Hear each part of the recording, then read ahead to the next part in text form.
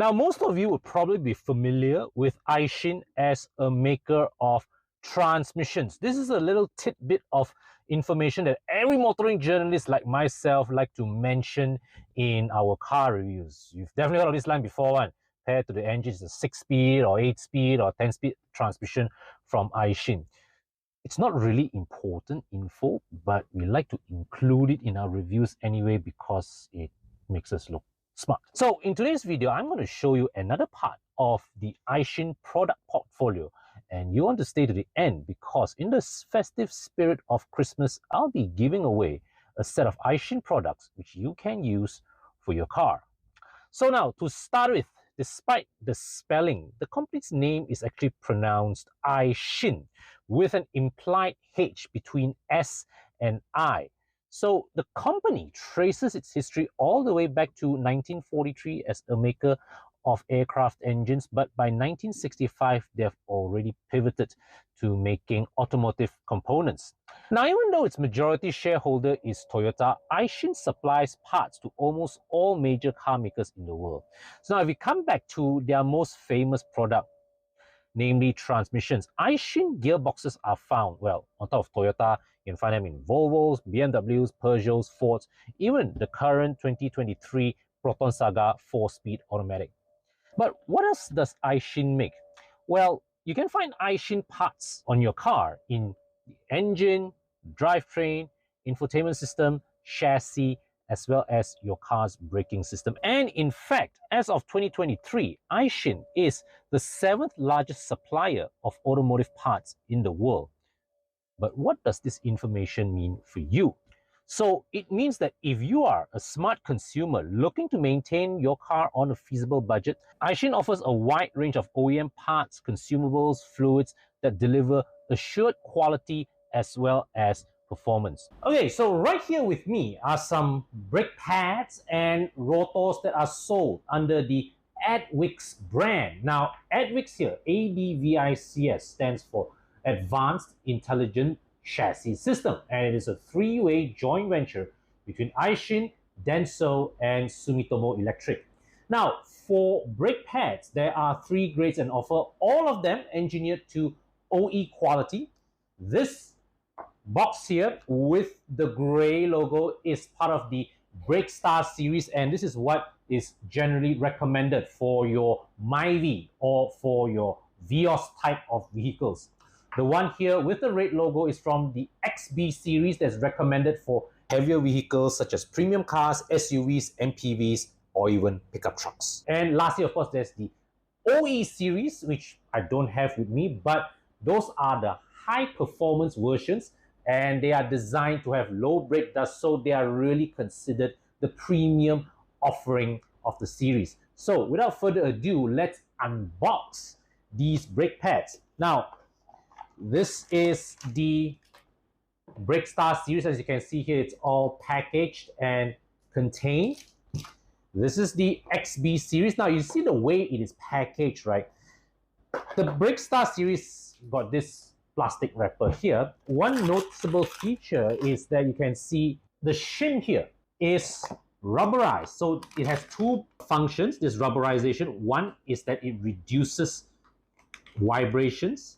Okay, and 2, it protects the shim itself from rusting.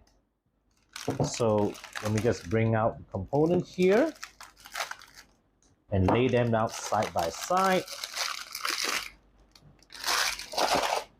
So here we have it. This is the BrakeStar series, and right here, this is the heavy duty XB series. So as you can see from here, the way this is packaged, brake pads are always sold in pairs of 2. So you can always buy them and have them put on left side and on the right side. So in normal operations, the brake pads are pressed against the disc rotor like so, and this is the surface that gets worn out.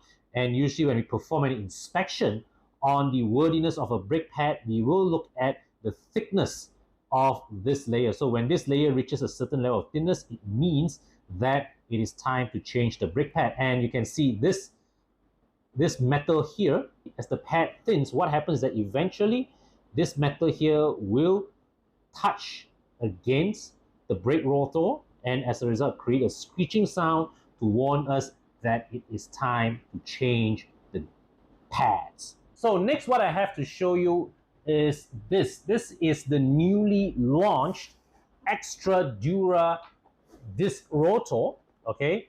And what I have next to it here, this is the preceding model. So what is the difference? Let's unbox them and check it out.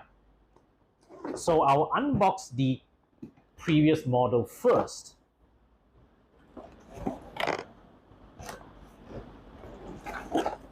All right. Okay.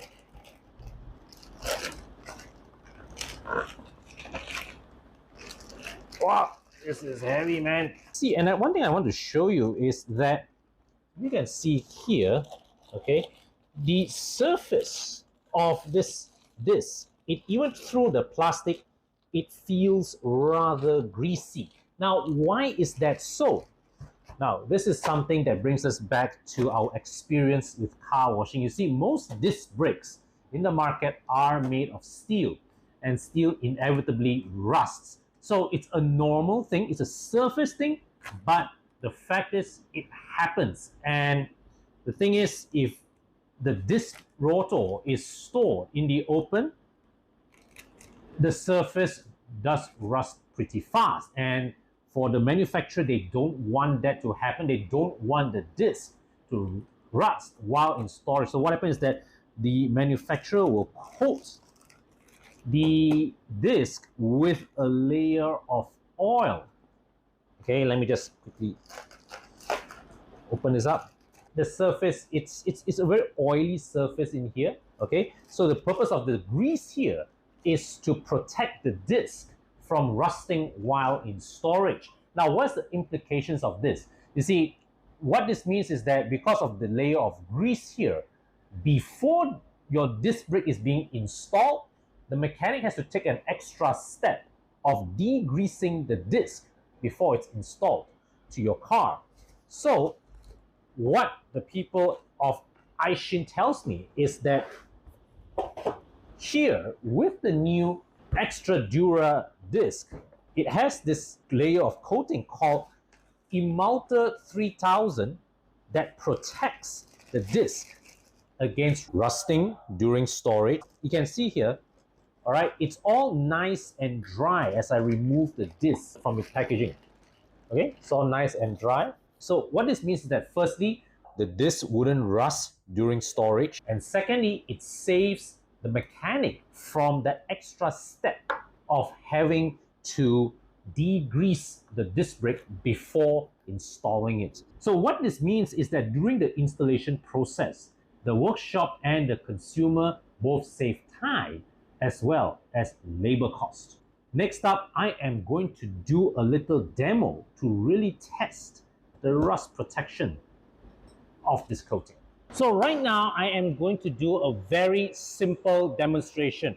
Here, I have the new Extra Dura brake disc, and next to it is the old one, which I have already taken the time to remove all the grease from the surface, and we're going to just spray some water all over it. Now, you see, right now, even before I do anything, this one feels nice and clean to the touch, whereas this one feels, all rough. So I'm going to spray water all over it, all over this one, this one.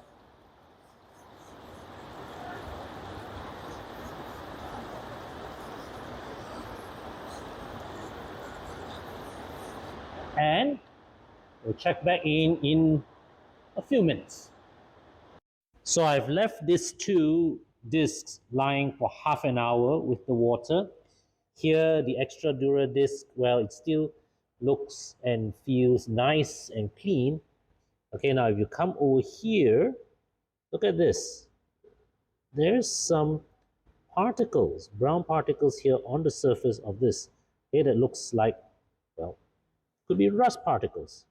Okay, you can see here the rust is developing on the surface of this disc. So what I'm going to do is that I'm going to leave this overnight and see what transpires tomorrow morning. Okay, so these two discs were wet overnight, and this is what happened. The Extra Dura Rotor here is still clean, whereas this one, the preceding model, you can see all the rust develop on the surface. Now, I'm taking a piece of tissue here and I'm wiping it off. You see, as I wipe off, there's some rust on the tissue, but there's no way I can cleanly wipe off the rust stain here. All right, so normally, of course, if you see a layer of rust on your disc brake, of course the simple process is just to gently tap on your brake pedal, let your brake pads scrub away the rust surface, but it's not something that you can just use a piece of tissue and wipe off. Okay, as a special demo, we are spraying our Sonex Beast wheel cleaner onto the disc itself. Spray some here also. So what happens is, you see, wow, the smell. So this is our wheel cleaner, and how it works is that it reacts with the iron particles. So right now, we've sprayed this here on the surface of this disc, and the purple color, it shows that the liquid is reacting and it has brought out the rust particles. We have sprayed earlier. You see this one here, it still remains colorless because there's no iron particles for it to pull out. But here, this one, like now I take the tissue and wipe. Can I get a new tissue? You see? So we have cleaned off. This was where we sprayed earlier. So we have removed the rust here as well. Look at that. All right. Whereas over here, the Beast has still not found any metal to pull out. Now, as a quick disclaimer, I do need to clarify that the function of the emulter coating is primarily to protect the disc from rusting during storage. Under normal usage, the brake pads scrubbing against the rotor will progressively wear the coating off. So if your car is due for replacement of its brake pads and rotors and you'd like to give Advix a try, I've included a link to a Google form in the description section and pinned in the comments for you to register your interest so that we can check if there is a matching set for your car. And a bit of good news before I end this video, in the spirit of giving this festive season, I am giving away a set of Advix Extra Dura rotors that you have seen earlier in this video, and complemented with a set of Advix brake pads to one lucky viewer of this video. All you have to do is share the version of this video posted on Evo Club Car Wash Facebook or Instagram. Be sure to tag us and send a screenshot to our WhatsApp before 15 January 2024.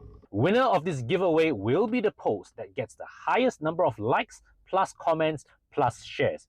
So you want to get it sharing quickly, blast it out to as many friends as you can, and you may have a new set of disc brakes and pads in your car in a month's time. So I hope you enjoyed today's video. As usual, like, comment, subscribe, all that stuff, and I'll see you in the next video.